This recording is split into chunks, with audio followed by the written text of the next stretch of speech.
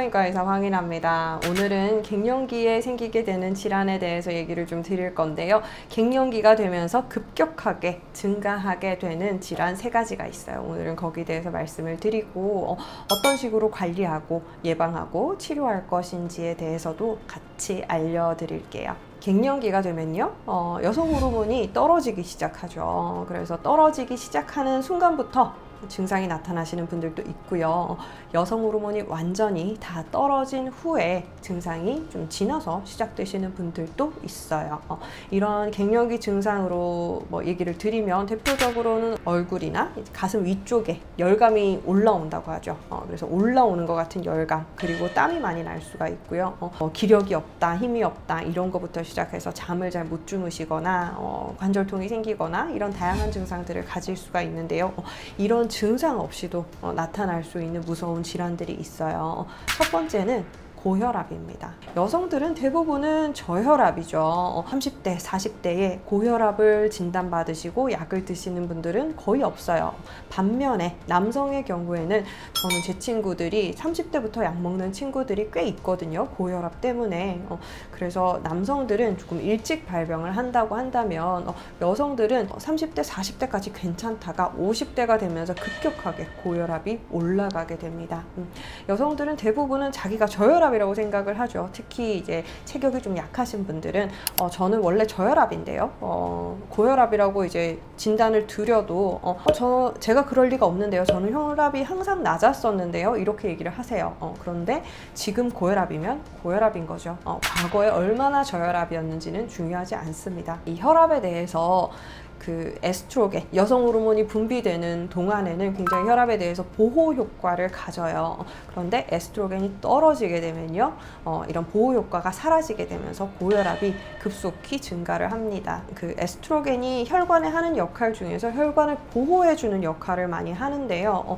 혈관을 보호를 해주게 되고 혈관이 다치는 거를 막아주는 것도 있겠지만 약간 탄력 있게 만들어준다고 해야 되나? 부드럽게 충분히 늘어날 때 늘어나고 또 수축할 땐 수축하고 이런 것들이 원활하게 되게 만들어주는 게 에스트로겐이에요. 우리가 이제 스트레칭을 할 때 몸이 잘 늘어나고 유연한 사람이 있는 것처럼 혈관의 상태도 그런 분들이 있고 아닌 분들이 있는 거예요. 혈관이 이렇게 부드럽지 않고 딱딱하게 굳어버리게 되면 조금만 혈류가 많아지게 돼도 혈압이 쉽게 올라가게 되고요.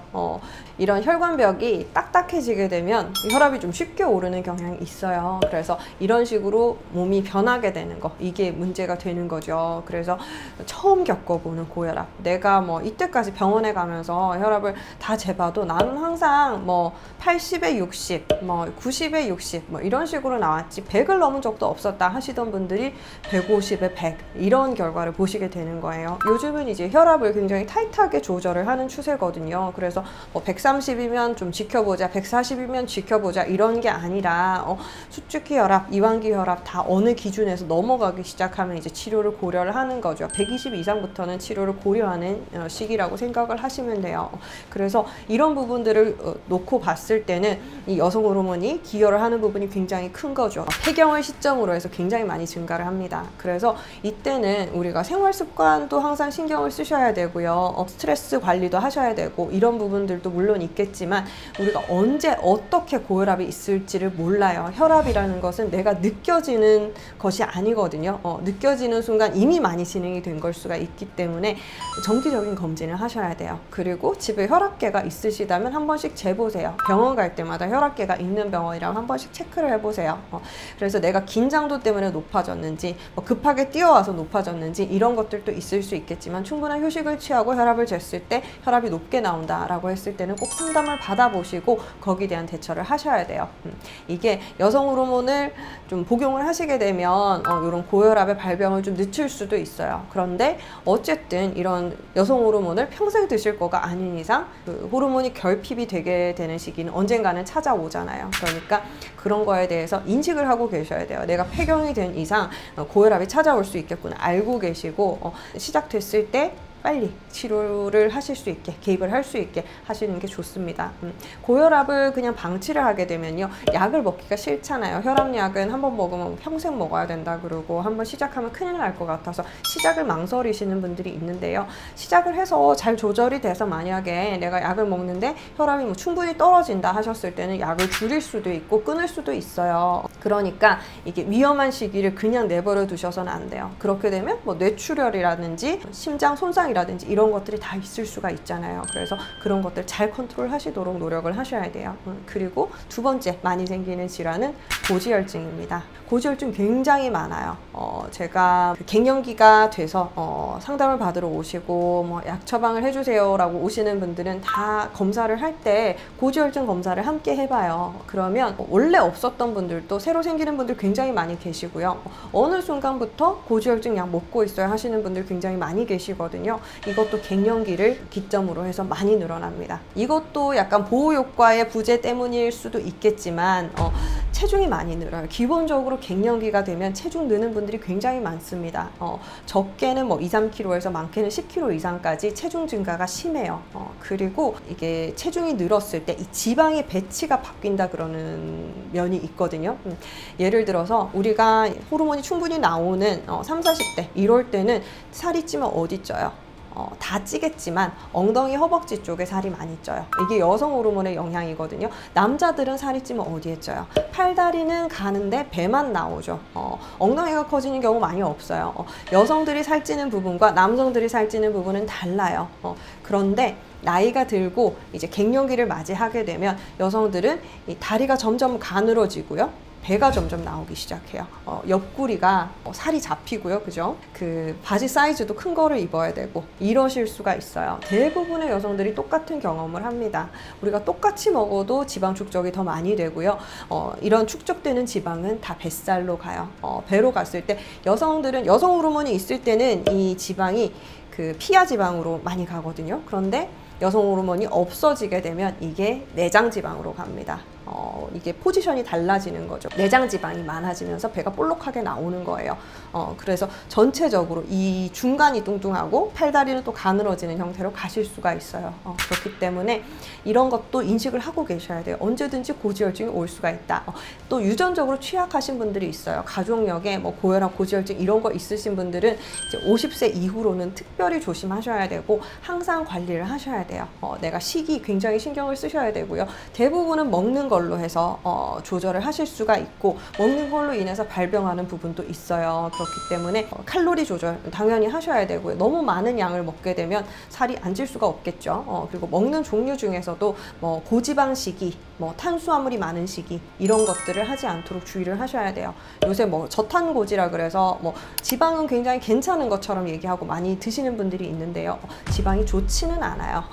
좋지는 않고 기본적인 어느 정도는 드셔도 된다 하는 거지 이거를 굉장히 많이 먹어서 좋을 거는 없습니다. 그래서 지방 섭취도 조절을 하셔야 되고 밥, 떡, 빵 이런 거 기본적인 탄수화물 조절하셔야 되고요. 그리고 제가 항상 말씀드리죠. 믹스커피. 여자들은 항상 이게 문제예요. 믹스커피, 바닐라 라떼 이렇게 설탕과 시럽이 들어있는 이런 음료를 드시는 거에 좀 주의를 하셔야 되고요. 탄산음료 뭐 이런 것들은 남자들 비해서는 좀 덜 드시기는 해요. 그렇지만 우리가 먹고 있는 음료 중에 들어있는 시럽 같은 거, 과당 이런 것들이 체중 증가에 많은 영향을 주기 때문에 이런 것들을 항상 신경을 쓰셔야 돼요. 그리고 고지혈증이 확인이 됐다 이렇게 되면은 여성 호르몬을 먹는다고 해서 살이 빠지지는 않아요. 그리고 고지혈증이 해결되지도 않습니다. 고지혈증은 고지혈증에 대한 약을 드셔야 돼요. 스타틴이라든지 훌륭한 약들은 얼마든지 나와 있거든요. 약 드시면 굉장히 조절이 잘 되시는 분들이 약 끊으면 확 올라가요. 그러니까 약에 대해서 너무 두려움을 갖지 마시고요. 일단은 복용을 하시고요. 내가 생활습관 조절할 수 있는 거는 천천히 해나가세요. 약을 먹는다고 생활습관 조절 안 한다? 절대로 안 돼요. 생활습관 조절은 기본이시고요. 거기에 더해서 약 복용을 하시다가 약을 먹는데 내가 수치가 너무 많이 떨어진다. 그러면 약을 줄이거나 끊어보실 수 있는 거예요. 그래서 고지혈증이든 고혈압이든 약 먹는 거 너무 겁내지 마시고요. 생겼다 했을 때는 충분히 조절될 수 있는 양으로 충분한 기간 동안 의사와 상의하에 복용을 하시는 게 좋아요. 그리고 또 한 가지 마지막 질환은요. 골다공증입니다. 골다공증도 증상이 없어요. 증상이 없고 이렇게 잘 살아가다가 어느 순간 그냥 뼈가 부러지는 거예요. 굉장히 무서운 질환이죠. 그래서 골다공증에 대해서는 계속 검진을 하셔야지 알 수 있는 부분이에요. 다 마찬가지예요. 고혈압도 그렇고 고지혈증도 그렇고 골다공증도 그렇고 내가 느껴서 알 수 있는 거 없어요. 내가 체중이 는다 이런 거는 내가 알 수 있죠. 그렇지만 내가 뼈가 약해지고 있는지, 혈압이 올라가고 있는지, 혈중에 지질 농도가 올라가고 있는지 이런 거 느끼는 사람은 없어요. 그러니까 항상 검진을 하셔야 되고, 이 시기에 특별히 많이 증가하는 질환이라는 거에 대한 이해가 있으셔야 돼요. 골다공증 검사는 간단하게 하실 수 있어요. 골밀도 측정을 하는 기계로 그냥 찍으면 되거든요. 엑스레이 찍는 거랑 비슷해요. 일반적으로는 골반 쪽에 하나, 그리고 척추 쪽에 하나, 이렇게 두 가지 사진을 찍어서요. 골밀도를 측정을 해서 필요하면 거기에 대한 이제 치료를 하시는 거예요. 골다공증으로 가기 전에 골감소증이라는 단계가 있어요.